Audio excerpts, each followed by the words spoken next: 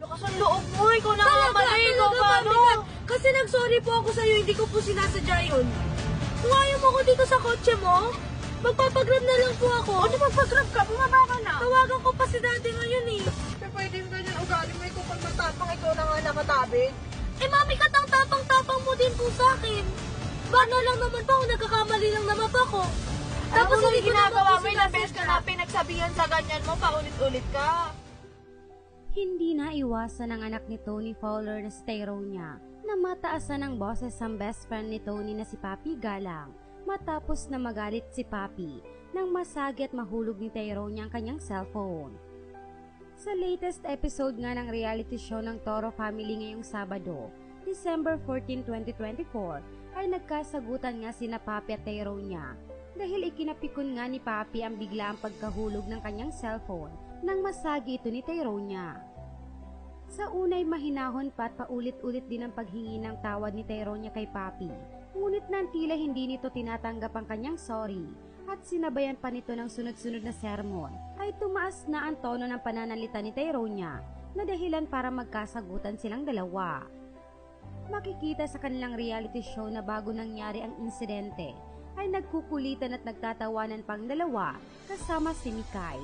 Ngunit tila sa sobrang saya ay nasagi nga ni Tyronia ang kamay ni Papi na dahilan ng pagkahulog ng cellphone nito. Matapos ang pangyayari kagad na nagbago ang mood ni Papi, kaya naman labis ang paghingi ng tawad ni Tyronia sa hindi niya sinasadyang pangyayari.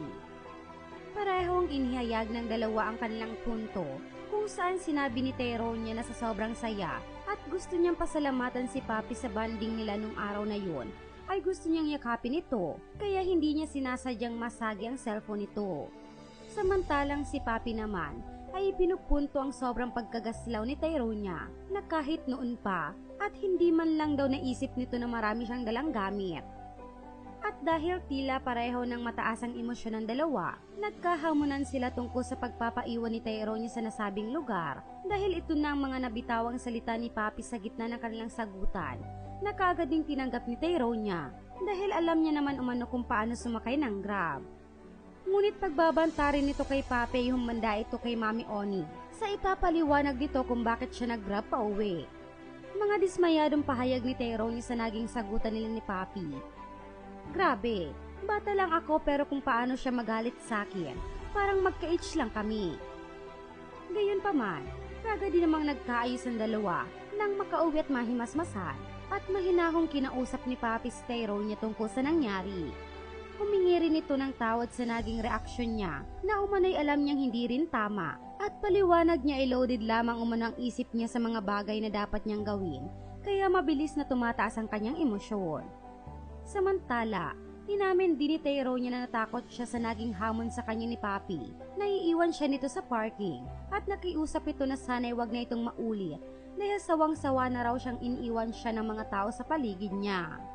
Sa huli ay niyaya na lamang ni Papi si Tyronia na mag-date sila bilang pambawi sa misunderstanding na nangyari sa kanila.